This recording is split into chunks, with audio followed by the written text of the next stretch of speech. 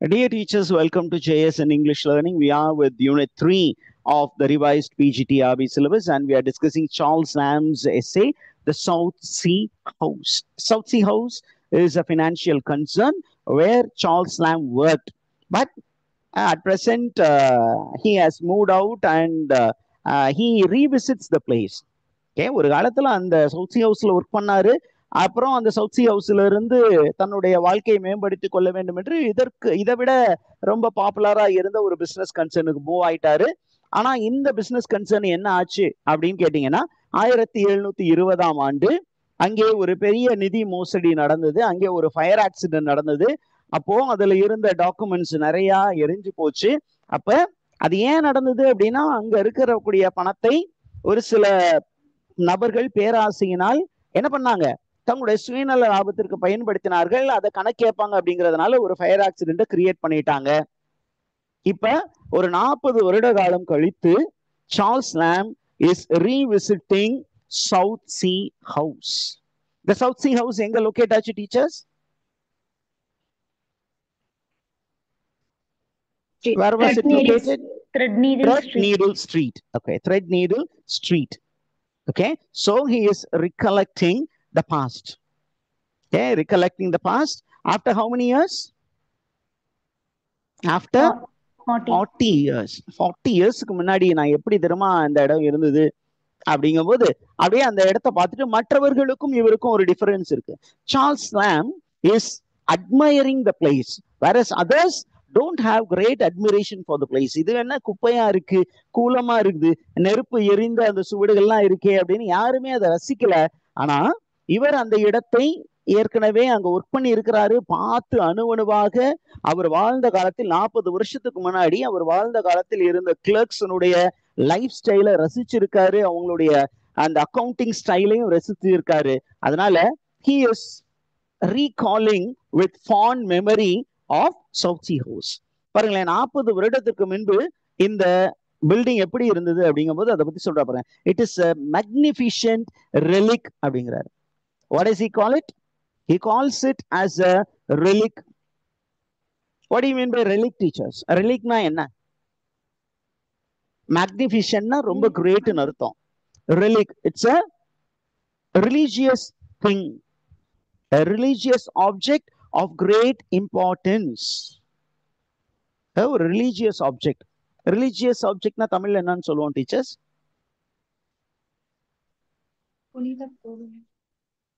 ஒரு புனித பொருள். அப்ப அது ஒரு புனிதமான பொருளாவே பாக்குறாரு. ஓகே, அந்த காலத்துல எப்படி தெரியுமா இருந்துச்சு, ஆனா இந்த காலத்துல இது எப்படி இருக்கு அப்படின்னு பிரசன்ட்டையும் பாஸ்டையும் அப்படியே அப்படியே அடுத்தடுத்து கொண்டு வர ஜக்ஸ்டபோஸ்ட் வைக்கிறாரு. he is using the technique of juxtaposition. What is he using? What is the technique that he is using? He juxtaposes past and the present. the present first start பண்றாரு, sorry, the past start பண்ணிட்டு he moves to the present. The present condition ஒரு காலத்துல அது ஒரு great important place இருந்தது. It's a magnificent relic. அது ரொம்ப சேக்ரடான ஒரு விஷயம் சார். ஆனா இன்னைக்கு கேட்பாரற்று நாதியற்று கிடக்கிறதே. நல்லது ஒரு வீணை செய்தேன் அதை நலம் கெட புழுதியில் எரிவருன்றோ சொல்வதி சிவசக்தி அப்படின்னு ஒரு பாடல் இருக்கு. Just 1 minute teachers, I will be back.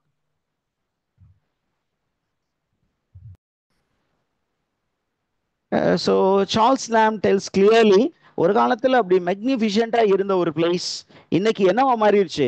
It has become the dwelling place of moths. இன்னைக்கு யாரு மட்டும் தான் இருக்கா அந்த இடத்துல? கரையான்கள், பூச்சிகள் மட்டுமே அதிகமாக இருக்கின்றன. எதுக்காக அப்படின்னு பாத்தீங்கன்னா, அங்க இருக்கக்கூடிய லெட்ஜர்ஸ், அங்க அந்த கணக்கு எழுதுவாங்களே நோட்டு, சிற்றேடு பேரேடு அப்படின்லாம் சொல்லுவாங்களே அக்கௌண்ட் புக்ஸ், அந்த சிற்றேடு பேரேடுகள் எல்லாம் இன்னைக்கு யாரால் பயன்படுத்தப்படுகிறது? moth மட்டும்தான். So which insect is described in South Sea House அப்படின்னு கேட்டீங்கன்னா, it is the moths. What are they doing அப்படின்னா, they are actually eating away some sacred relics What are the sacred relics? The account books. Account books. Are you the teachers? அதற்கப்புறம் அந்த condition பாருங்க எவ்வளவு மோசமா இருக்கு அப்படின்னு கேட்டீங்கன்னா, it is completely filled with layers of dust. அங்க இருக்க பில்டிங்ஸ் புக்ஸ் எல்லாமே it is covered with layers of dust, one above the other. அப்படியே லேயரா ஃபார்ம் ஆயிருக்கு. எப்படி ஃபார்ம் ஆயிருக்கு அப்படிங்கும்போது he is giving a metaphorical comparison. என்ன அப்படின்னு கேட்டீங்கன்னா, it is like, okay, the formation of one fetus when already there was another fetus there. இப்போ சமீபத்துல ரொம்ப ஷாக்கிங்கா ஒரு சில இன்ஃபர்மேஷன்லாம் நம்ம நியூஸ்ல படிச்சோம். என்ன நியூஸ் அப்படின்னா, ஒரு அம்மாவுக்கு வந்து ஸ்கேன் பண்ணி பார்த்தாங்க இந்த குழந்தை எவ்வாறு இருக்கிறது, வயிற்றில் வளரக்கூடிய சிசு. அப்போ டாக்டருக்கே ஷாக்கிங்கா என்ன இருந்தது அப்படின்னா, அந்த சிசுவினுடைய கர்ப்பப்பையில் ஒரு சிசு இருந்தது. there's a fetus, அந்த fetus உள்ளர அதனுடைய ஊம்ல இன்னொரு fetus ஃபார்ம் ஆயிருந்தது. இது எப்படி சார் அப்படிங்கும்போது அவங்க மெடிக்கல் சொன்னாங்க, இட்ஸ் ரேர் பினமினன், இந்த மாதிரிலாம் நடக்கக்கூடும். அதே மாதிரிதான் லேயரா டஸ்ட் ஃபார்ம் ஆயிடுச்சு. why layer there was no dust? Why there was lot of dust formation? Because very rarely people go and touch those books or those tables. ஏன்னா இது ஏற்கனவே ஒரு பெரிய ஸ்கேம் நடந்த இடம். யாரு மட்டும்தான் அங்க போவாங்களா? who are the people who visit it? நீங்க சொல்ற பாருங்க, saved by some curious fingers. கொஞ்சம் கியூரியஸா இருக்கக்கூடிய மக்கள் மட்டுமே அந்த புத்தகங்களை போய் தட்டார்கள். மற்ற ஏனையோர் அங்கே செல்லவில்லை. ஏன் சார் அவங்க அந்த கியூரியாசிட்டி எப்படி வந்துச்சு அப்படின்னு கேட்டீங்கன்னா, ரொம்ப தெளிவா சொல்றாரு. And there are people who are curious to know what is the art of bookkeeping. The art of bookkeeping என்ன அப்படின்னு தெரிந்து கொள்ள வேண்டும் என்று ஆசையாக இருந்த ஒரு சில இன்க்விசிட்டிவ் மைண்ட், இன்க்விசிட்டிவ்னா கியூரியஸ் மைண்ட், ஆர்வமுள்ள ஒரு சில பேர் மட்டும் தான் என்ன பண்ணாங்க, they wanted to go and see how bookkeeping was done during the reign of Queen Anne. Queen ஆனின் காலத்தில் இந்த புக் கீப்பிங் அப்படிங்கிறதுக்கு அவங்க ரொம்ப இம்பார்ட்டன்ஸ் கொடுத்தாங்க. அந்த லெட்ஜர் இருந்தாலும் சரி, இல்லை பர்சனல் டைரி ரைட்டிங்காக இருந்தாலும் சரி, அந்த விஷயங்களுக்கு அவங்க ரொம்ப இம்பார்ட்டன்ஸ் கொடுத்தாங்க. டு டீடைல்ஸ் எல்லாமே பக்காவாக இருக்கணும், அக்கௌண்டிங்லாம் சூப்பராக இருக்கணும், எல்லாமே நீட்டாக இருக்கணும், லெஜிபிளாக இருக்கணும் அப்படின்னு சொல்லி வச்சுருந்தாங்க. அப்போ அது எவ்வாறு இருந்தது என்று தெரிந்து கொள்வதற்கு ஒரு சில பேர் என்ன பண்ணாங்க, இந்த சவுத்சி ஹவுஸினுடைய வேரியஸ் ரூம்ஸை எக்ஸ்ப்ளோர் பண்ண வெகு சிலரே சென்றார்கள். ஆர் இதர் டீச்சர்ஸ் இந்த கான்செப்ட் உங்களுக்கு புரிந்ததா? Yes sir. இது ஒரு group of people. Number one, the first group, out of curiosity they went to know what was book keeping, அதை பற்றி தெரிஞ்சுக்க போனாங்க. இன்னொரு குரூப் போனாங்க, என்ன அப்படின்னா, they want to investigate into the hoax. HOAX. What do you mean by hoax? Again, scam. Okay, அந்த hoax அப்படின்னா அது ஒரு ஸ்கேம். ஓகே, என்ன அப்படின்னு கேட்டீங்கன்னா, ஒரு சில பேர் என்ன பண்ணாங்க அப்படின்னா, அவங்க சொன்னாங்க இல்லையா, என்ன சொன்னாங்க, இந்த மாதிரி அந்த இடத்துல வந்து உண்மையாலுமே ஒரு எலக்ட்ரிக்கல் ஷார்ட் சர்க்கியூட் நடந்தது அப்படின்னு சொன்னாங்க இல்லையா. அப்படியெல்லாம் நடந்திருக்காது சார், உண்மையாலுமே அதை யாரும் ஆட்டையை போட்டிருக்காங்க. அது யாரு என்ன அப்படின்னு ஏதாவது எவிடன்ஸ் அங்கே போனால் ஒருவேளை எக்ஸ்ப்ளோர் பண்ணோம்னா கிடைக்கும் அப்படின்னு நம்பின ஒரு சில மக்கள் என்ன பண்ணாங்க, இது அங்கே ஒர்க் பண்ணவங்க பண்ண ஃப்ராடு வேலை சார், உண்மையாலுமே அங்கே நெருப்புலாம் வரல, ஆட்டோமேட்டிக்காக சர்க்கியூட் ஃபால்ட் ஆகி நெருப்பு பத்தலை, எவனோ என்ன பண்ணான், ஆட்டையை போட்டான், அந்த டாக்குமெண்ட்ஸை வந்து மறைக்கிறதுக்கு என்ன பண்ணான், தேவையில்லாத டாக்குமெண்ட்ஸை என்ன பண்ணான், எரிச்சு விட்டுட்டான், முக்கியமான டாக்குமெண்ட்ஸை எரிச்சு விட்டுட்டு மற்றதை வச்சு விட்டுட்டு காசை ஆட்டையை போட்டான் சார் அப்படின்னு அதை கண்டுபிடிப்பதற்காகவே ஒரு சில பேர் போனாங்க. Did you understand the teachers?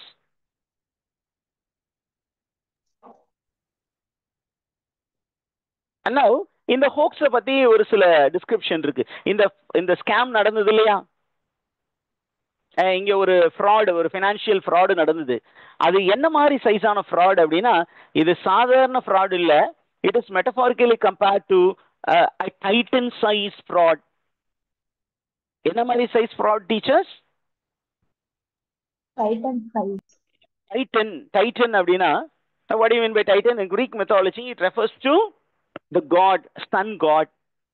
இந்த சூரிய கடவுள், சூரியன் ரொம்ப பெருசு, அந்த மாதிரி ஒரு பெரிய சைஸ் ஃப்ராட். இந்த பெரிய சைஸ் ஃப்ராட சின்ன ஆள் மட்டும் பண்ணியிருக்க முடியாது, இந்த பேங்க்ல இருக்க கிளர்க் மட்டும் பண்ணியிருக்க முடியாது. இதற்கு முன்பு, இதற்கு பின்னாடி யார் இருந்திருக்கணும்? பின்புலத்துல ஒரு பெரிய அரசியல் புள்ளி இருந்திருக்க வேண்டும். ஓகே, புரிஞ்சுதா டீச்சர்ஸ்? இன்னைக்கு சொல்லணும்னா இன்னைக்கு பாத்தீங்கன்னா ரியல் எஸ்டேட் என்ற பேர்ல நிறைய ஃப்ராட் வேலை நடக்குது. அப்ப ஒருத்தன் வந்து துணிஞ்சு இந்த ஃப்ராட்லாம் பண்ண முடியுமா சார், இந்த பெரிய ஃபினான்ஷியல் ஃப்ராடு அப்படின்னா மாட்டிக்க மாட்டான் அப்படின்னு பயம் இருக்காதா அப்படின்னு கேட்டீங்கன்னா, பின்னாடி யாரோ இருக்காங்க சார், ஏதோ வெள்ளை வெட்டி வெள்ளை சட்டி இருக்கு சார் அப்படின்னு சொல்லுவாங்க, ஏதோ ஒரு கட்சி இருக்கு சார், அதான் துணிஞ்சு செய்யறான். அதே மாதிரிதான் இங்க argument. Okay, so there are people who wanted to know, okay, who was actually involved in this scam, and there are people who believed, நம்பினாங்க என்ன அப்படின்னா ஏதோ ஒரு பெரும் புள்ளியினுடைய பங்களிப்பு இதில் இருக்கிறது, அதனால அதை கண்டுபிடிக்கிறதுக்காக அங்க போயிருக்காங்க. Did you understand this, teachers?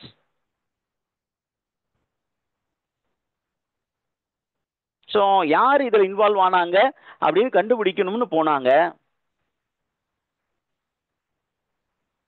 Idea கிளியரா? Yes, sir. Yes, sir. Okay, now இப்போ அடுத்த ஒரு லைன் அங்க இருக்கா, என்ன சொல்றாரு அப்படின்னு கேட்டீங்கன்னா, இந்த ஒரு பர்டிகுலர் இன்ஸ்டிடியூஷன் எப்படி இருந்தது அப்படிங்கிறத பத்தி சொல்றார். Okay, peace to the manes of the bubble அப்படின்னு இங்க கொடுத்துருக்காங்க. Peace to the manes of the bubble அப்படிங்கும்போது என்ன மீனிங், இதுக்கு என்ன மீனிங் அப்படின்னு கொஸ்டின் கேட்பாங்க. It means how popular it was once and how it decline.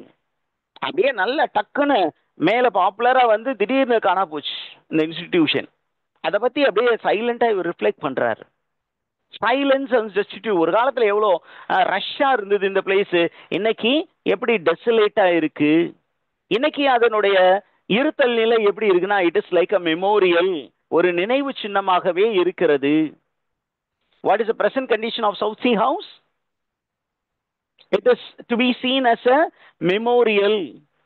மெமோரியல்னா என்ன, தமிழ்ல என்னன்னு சொல்றோம்? நினைவு சின்னம். நினைவு சின்னம். ஒரு காலத்துல பெரிய அரசர்கள்லாம் வாழ்ந்தது, இன்னைக்கு அது என்னவா இருக்குது?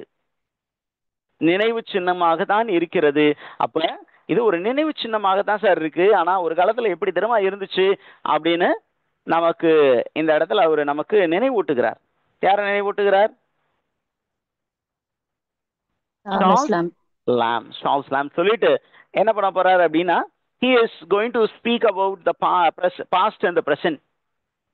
ஒரு காலத்துல எப்படி தினமா இருந்தது அப்படின்னு நமக்கு அந்த பாஸ்ட்ல அப்படியே நம்மளை எடுத்து கொண்டு போய்கிட்டே இருப்பார் இந்த எஸ்ஸேல.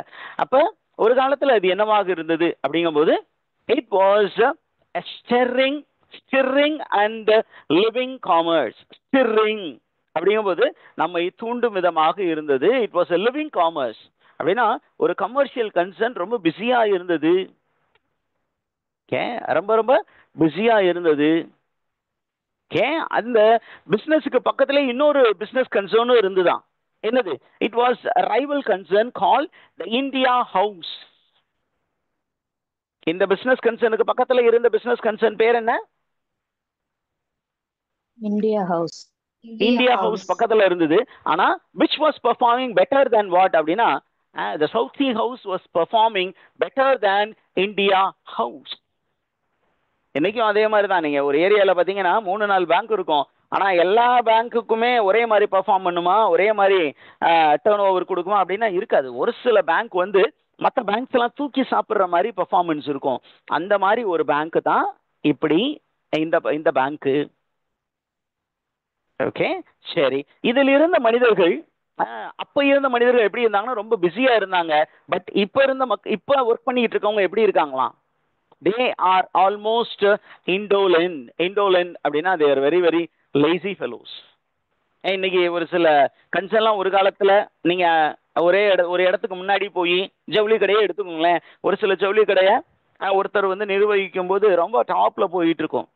அப்ப நீங்க போனீங்கன்னா அந்த வேலை ஆட்கள் எல்லாம் விழுந்து விழுந்து கவனிப்பாங்க. ஒருவேளை அவர் தவறிட்டாரு, அவருடைய பிள்ளைகள் அதை எடுத்து நடத்துறாங்கன்னு வச்சுக்கோங்களேன், என்ன நடக்கும்? அப்பா மாதிரியே அந்த கம்பெனியை நடத்த முடியுமா அப்படின்னா அவங்களால முடியாது. அப்ப அவங்க என்ன பண்ணுவாங்க, வேற ஏதாவது பண்ணலாமா அப்படின்னு யோசிச்சுட்டு இருக்கும்போது, இது மேல பெரிய கான்சென்ட்ரேஷன் பண்ணாம இருக்கும்போது அங்க இருக்கக்கூடிய ஒர்க்கர்ஸ் என்ன பண்ண மாட்டாங்க, உயிரை கொடுத்து வேலை செய்ய மாட்டார்கள். துணியை கூட எடுத்து போட மாட்டாங்க. சார் அதை எடுத்து போடுங்க அப்படின்னா, இங்க இருக்கிறதா சார், மீதி எல்லாம் நான் டிசைன்லாம் வரல சார், நாளைக்கு வாங்க சார், ஒரு மாசம் கழிச்சு வாங்க சார் அப்படின்னு சொல்லுவாங்க. And the popularity of that concern slowly declines. அப்ப கடந்த காலத்துல இருந்தவங்க ரொம்ப டெடிகேட்டடா இருந்தாங்க. அதுல இருந்த கிளர்க்ஸ் எல்லாம் இப்ப இருக்கவங்க எல்லாம் எப்படி இருக்காங்களாம்? Indolence. indolent, they were lazy.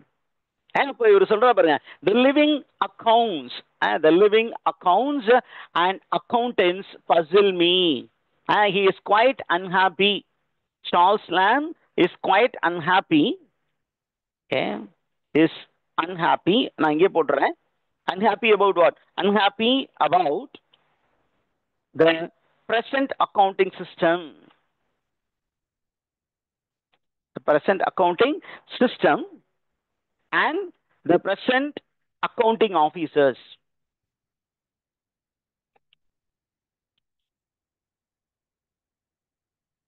And the present accounting system அவருக்கு பிடிக்கல. அவருக்கு எதுதான் பிடிச்சிருக்கு? Accounting system of the past and the accounting officers of the past. அதுதான் சார் எனக்கு ரொம்ப பிடிச்சிருக்கு. இன்னைக்கு எவ்வளவு டெவலப்மெண்ட் வந்திருக்கு, இருந்தாலும் அவங்க செஞ்ச மாதிரி ஒர்க் இப்ப பிரசன்ட்ல யாருமே பண்றதில்ல. So he is celebrating the past in this essay. He is celebrating the accountants of the past, the workers of South Sea House of the past, and he is depreciating the work of the account clerks of the present day South Sea House. Did you understand the teachers?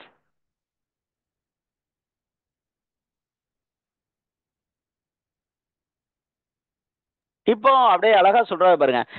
இப்ப பிரசன்ட பார்க்கும்போது எனக்கு ரொம்ப கஷ்டமா இருக்கு sir.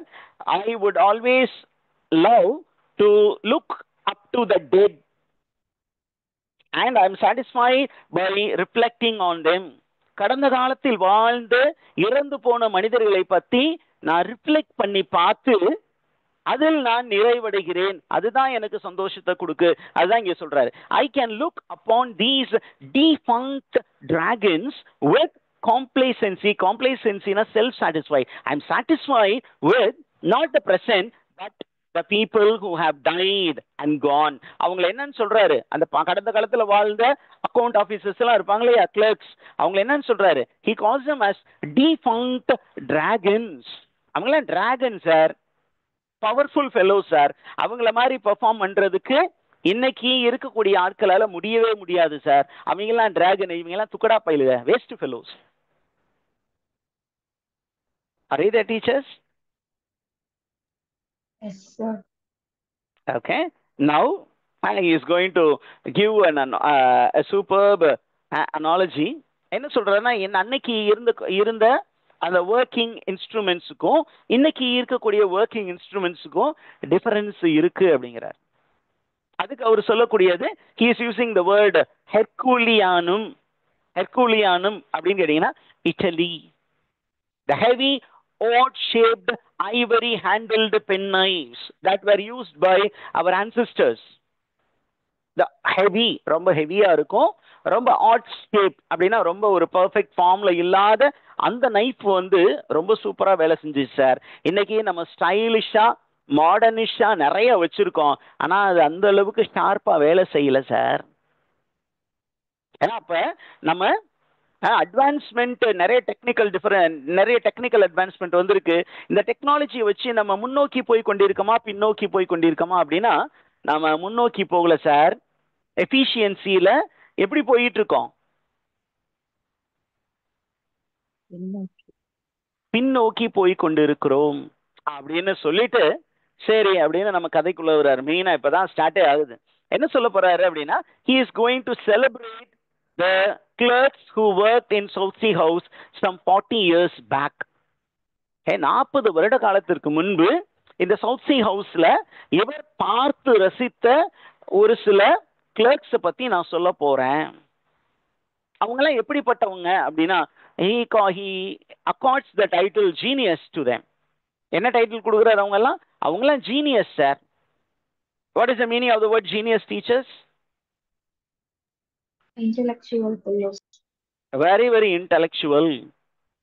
பயங்கரமான மேதைகள் அவங்க, பயங்கரமான மேதை. They are the great ones. அப்படியே இந்த கிரேட் ஒன்ஸ் எங்க ஒர்க் பண்ணாங்க? They work in a very great place.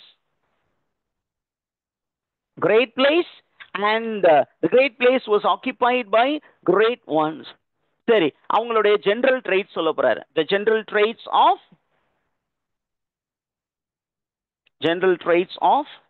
the clerks in the clerks in South Sea House. How many years ago?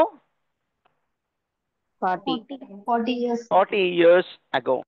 40 வருட காலம் முன்பு இங்கே இருந்தார்கள் இல்லையா? அவங்க எப்படிப்பட்டவர்கள்? அவர்களுக்கு காமனா ஏதாவது இன்ஃபர்மேஷன் இருக்கா? அவங்களுக்கு காமனான குவாலிட்டிஸ் என்ன இருக்கு? just 1 minute teachers, I'll be back. Okay. So Charles Lamb tries to tell us about the general characteristics of those clerks who worked in South Sea House some 40 years ago. 40 ஆண்டு காலத்திற்கு முன்பு இந்த south C ஹவுஸ்ல வாழ்ந்த அந்த மேதைகள், அந்த clerks இருக்காங்களே, அவங்களுடைய பொதுவான குணாதிசயங்கள் என்ன, காமனா அவங்கள்ட்ட என்ன இருந்தது அப்படின்னு பாத்தீங்கன்னா ரொம்ப அழகா சொல்றாரு. அங்க ஒர்க் பண்ண எல்லா கிளர்க்ஸுமே நம்பர் 1, they were bachelors. கல்யாணமாகாத கன்னி பசங்க அப்படின்னு தெளிவா சொல்றாரு. ஏன் சார் பேச்சுலர்ஸ் அப்படிங்கும்போது அவர் சொல்றாரு, சார் சம்பளம் நிறைய வாங்கினா அவன் என்ன பண்ணுவான்? சம்சாரியா மாறுவான். ஆனா இங்க பாத்தீங்கன்னா the establishment did not admit of superfluous salary. ரொம்ப அதிகமா சேலரி வேணும், நிறைய பணம் வேணும் சார், நீங்க கல்யாணம் பண்ணி ஒரு குடும்பம் நடத்தணும்னா அந்த அளவுக்கு இவங்கள்ட்ட பணம் இல்லை. அவங்களுடைய அத்தியாவசிய தேவைகள், அவங்களுடைய ஆசைகளை நிறைவேற்றிக் கொள்வதற்கு மட்டுமே பணம் இருந்தது. அப்ப இவர் பாத்தீங்கன்னா அந்த இன்ஸ்டிடியூஷன் மேரேஜை கொஞ்சம் வேற மாதிரி சொல்ற மாதிரி இருக்கு. குடும்பம்னா நிறைய செலவாகும், ரொம்ப தேவையில்லாத செலவுகள்லாம் ஆகும் அப்படிங்கிற மாதிரி. இது என்னுடைய இன்டர்பிரேஷன் டீச்சர்ஸ். அது நமக்கு தேவையில்லைதான்னு வச்சுக்கோங்களேன். ஆனா நான் நடத்தும் போது அதெல்லாம் வந்துருது. எனிஹவ் என்ன சொல்றாருன்னா, உங்களுக்கு சேலரி ரொம்ப அதிகம் இல்லை சார், அதனால அவங்க என்ன பண்ணல, கல்யாணம் பண்ணிக்கல, பேச்சுலராகவே இருந்தாங்க. ஓகேவா teachers? That is number 1. Number 2, they were all old fashioned fellows. ரொம்ப ஃபேஷனபிளா இருப்பாங்க அப்படின்னா இல்ல, they were old fashioned. 40 வருடத்திற்கு முன்பு ஓல்டு ஃபேஷன் தானே நீங்க கேட்கலாம். இல்ல 40 வருட காலத்திற்கு முன்பு கூட அவங்க ஓல்டு ஃபேஷன்டா தான் இருந்தாங்க. ரொம்ப பழமைவாதிகளாக இருந்தாங்க. எப்படின்னா என்ன பழமைவாதி அப்படின்னா, அந்த காலத்துல என்ன பண்ணாங்க, they were from very nice background. அந்த பேக்ரவுண்டுக்கு தகுந்தாப்புல அந்த காஸ்டியூம்ல தான் இருந்தாங்க. இவங்க வாழ்ந்த காலத்துல எல்லாருமே இவங்களை ரொம்ப ஆடாவே பார்த்தாங்க. Number 3, they were all humorists. ஹியூமரிஸ்ட்னா நல்ல ஜனரஞ்சகமாக பேசி சிரிக்கக்கூடியவர்களாக இருந்தார்கள். Okay, they have not having been brought together in early life. இவங்க பாத்தீங்கன்னா இளமை பருவத்துல இந்த வேலைக்கு வரல, கொஞ்சம் லேட்டா தான் இந்த வேலைக்கு வந்திருக்காங்க. அதே நேரத்துல இவங்க எல்லாருமே பாத்தீங்கன்னா they had unique habits. ரொம்ப ஒவ்வொருத்தருக்கும் வித்தியாசமான ஹேபிட், காமனா ஒரு சில ஹேபிட்ஸ் இருந்தது. அதை தாண்டி பாத்தீங்கன்னா ஒவ்வொருத்தருக்கும் தனிப்பட்ட ஹேபிட் இருந்தது, ரொம்ப ஸ்ட்ரேஞ்சான ஹேபிட் இருந்தது. And sometime they are unqualified, but somehow they have come into the job. ஓகேவா டீச்சர்ஸ்? இந்த இன்ஃபர்மேஷன் உங்களுக்கு புரிந்ததா? இப்படி ஒவ்வொருத்தரும் ஒவ்வொரு விதமாக இருந்தாலும் அவங்க எல்லாருமே எங்க ஒர்க் பண்ணிட்டு இருக்காங்க? பறவைகள் பலவிதம், ஒவ்வொன்றும் ஒரு விதம் அப்படின்னு சொல்ற மாதிரி இங்க பாத்தீங்கன்னா பல பறவைகள் இங்கே வேலை செய்தன. அவைகள் எல்லாம் எவ்வாறு ஒரே இடத்துல ஒர்க் பண்ணும்போது அவங்களை என்னன்னு சொல்றாரு, he is metaphorically comparing them to the various birds or the animals in Noah's ark. What is Noah's ark அப்படின்னா, it is a metaphor, it's an allusion, it's a metaphor for the odd clerks in South Sea House. Noah's Arkங்கிறாரு. They are called as odd fish. இந்த clerks வந்து describe பண்றதுக்கு என்ன வார்த்தை பயன்படுத்துறாரு பாருங்க. அந்த சவுத் சி ஹவுஸ் வந்து it is actually South Sea House என்னன்னு சொன்னாரு? Noah's ark. Noah's ark. ஏன் நோவாஸோட நோவா ஆர்க் அப்படிங்கிற அந்த ரெஃபரன்ஸ் என்ன சொல்லுது? பைபிள் என்ன சொல்லுது? பைபிள்ல நோவாவின் பெட்டகம் அப்படின்னு ஒரு கதை உண்டு. கடவுள் உலகை அழிக்க முற்பட்ட போது அங்க வந்து நிறைய மோசமான நடத்தைகள் இருந்தது. அப்ப என்ன சொன்னா, இந்த மக்களை எல்லாம் நான் அழிக்கணும். அப்ப நான் என்ன பண்ண போறேன், நல்ல மனிதர் யாராவது இருப்பாங்களான்னு தேடும்போது ஒரே ஒரு மனிதன், அவருடைய பிள்ளைகள் வந்து ரொம்ப நல்லவர்களாக இருந்தார்கள். நோவா என்ற ஒரு கடவுளை நம்பக்கூடிய ஒரு மனிதன் இருந்தான். அப்ப அந்த மனிதன்கிட்ட கடவுள் வந்து என்ன சொன்னார்னா, நீ ஒரு பெரிய பட்டகத்தை எழுப்பு, இப்படி ஒரு மெஷர்மெண்ட்ல இத்தனை டெக் இருக்கணும், அதுல நீயும் உன்னுடைய பிள்ளைகளும் 40 நாள்ல இந்த ஒர்க்கை முடிச்சு இந்த உலகத்துல இருக்கிற எல்லா ஜீவராசிகளையும் ஒரு ஜோடியை மட்டும் உள்ளே ஏற்ற வேண்டும், அப்படி செய்யும் சொல்லும்போது அவர் வேலை செஞ்சுக்கிட்டு இருந்தாரு. அந்த வேலை செய்து முடிக்கும் பொழுது அந்த மக்களை என்ன பண்ணாங்க, அப்ப நீ மட்டும் உயிரோட இருப்ப, நாங்கள செத்துருவாங்க, பார்க்கலாண்டா அவங்க கடவுள் என்ன பண்றாரு அப்படின்னு சொல்லிட்டு. அப்ப இவங்க என்ன பண்ணாங்க, உலகத்தில் இருந்த ஆடு மாடு கோழி நாய் நரி நத்தை சிறுத்தை புலி சிங்கம் அப்படின்னு எல்லாத்தையும் ஒரே கூரையின் உள்ளே கொண்டு வந்தார்கள். பல குணாதிசயம் உள்ள மிருகங்கள் பறவைகள் எல்லாரையும் ஒரே இடத்தில் கொண்டு வந்தாங்க. அப்போ 40 நாட்கள் முடிச்சதுக்கு அப்புறம் பெரும் மழை பெய்தது, அந்த உலகமே அழிக்கப்பட்டது அப்படின்னு சொல்லி. இப்ப அப்படி பலவிதமான மிருகங்கள் ஒரே இடத்துல வந்துச்சுல, பலவித குணாதிசயங்கள் உள்ள மிருகங்கள் ஒரே இடத்துல வந்துச்சுல. அதே மாதிரி இந்த சவுத் சி ஹவுஸ் என்ற அந்த ஒரு பிசினஸ் கன்சர்னுக்குள்ளார டிஃபரெண்ட் கேரக்டரிஸ்டிக் ஃபீச்சர் உள்ள கிளர்க்ஸ் எல்லாம் ஒரு இடத்தில் வசித்தார்கள். So it is like Noah's ark. புரிஞ்சுச்சா எப்படி அது ஒரு மெட்டஃபர்னு, எப்படி ஒரு அல்யூஷன்? ஒரே நேரத்தில் it can be called as a metaphor, it also can be called as a allusion. Did you understand the teachers? இதெல்லாம் லிட்டரரி டிவைஸ் யூனிட் 10ல கேட்பாங்க. கேட்க கூடாது, நம்ம சொல்லக்கூடாது, அதை பார்த்துக்கோங்க. ரெண்டாவது, அந்த கிளர்க்ஸ் பத்தி சொல்லும்போது they are described using the word odd fish. நார்மலா ஃபிஷ் வந்து என்ன பண்ணும் அப்படின்னா, ஒரே டைப் ஆஃப் ஃபிஷ் தான் ஒன்னா ஸ்விம் பண்ணும். Okay, birds of the same feather flock together. Birds of the same feather flock together. ஆனா இங்க பாத்தீங்கன்னா they were not of the same. they were இன்னொரு மீனிங் இருக்கு. அவங்க எல்லாம் ஒரே மாதிரியான ஃபிஷ் கிடையாது, வித்தியாசமான ஃபிஷ். ரெண்டாவது, அவங்க எல்லாருமே ரொம்ப ரொம்ப ஸ்ட்ரேஞ்சான அப்பியரன்ஸ்ல இருந்தாங்க. ஏன்னா ஒவ்வொருத்தரும் ஒவ்வொரு காஸ்டியூம், வித்தியாசமான காஸ்டியூம்ல உட்கார்ந்துருந்தான், வித்தியாசமான மூட் செட்டோட உட்கார்ந்து இருந்தான். ரைட்டா? அவங்களுடைய பிஹேவியரல் பேட்டர்னை வச்சு இன்னொரு கம்பாரிசனும் கொடுக்குறாரு, ஒரு மெட்டஃபர். லே மானஸ்ட்ரி, அந்த இடமே எப்படி தோன்றியது அப்படின்னா, it was like a monastery. What you mean by monastery teachers? a religious place. Monastery என்ன மீனிங்? மடம். ஒரு மடம். அந்த மடத்துல இருக்கிறவங்க எப்படி இருப்பாங்க? ரொம்ப ரொம்ப அஸ்டியர் பிளாசஸ். ஒருத்தர் இன்னொருத்தரோட பேச மாட்டாங்க, என்று இருப்பார்கள். பேசி கலகலன்னு பேசி எல்லாம் சிரிக்க மாட்டாங்க. ஒவ்வொருத்தரும் அப்படியே அமைதியோடு அப்படியே என்ன பண்ணுவாங்க, அப்படியே உம்முன்னு இருப்பாங்க. ஏன்னா மௌன மடம்னு சொல்லுவாங்க. அந்த மடம்னு சொல்லக்கூடாது, மௌன மடம். மௌனமா இருப்பாங்க, அப்படியே உட்காந்து கண்ணை மூடி தியானம் பண்ணுவாங்க. அப்படியே ஒருத்தர் பார்த்துக்கிட்டாலும் பெருசா இமோஷனெல்லாம் காட்ட மாட்டாங்க. அவங்களுக்கு கடவுள் மட்டும்தான் முன்னாடி, மனிதர்களை பத்தி பெருசா எந்த ஃபீலிங் இல்லாம இருப்பாங்க. ஆனா இவங்க எல்லாமே ரிலீஜியஸ் பீப்புள் இல்ல, they are Leh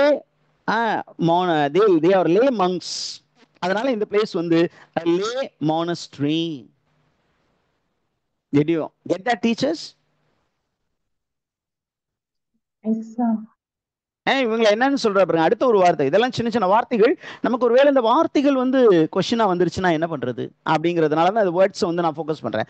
they are called domestic retainers. They are called domestic retainers. What do you mean by domestic retainers, teachers?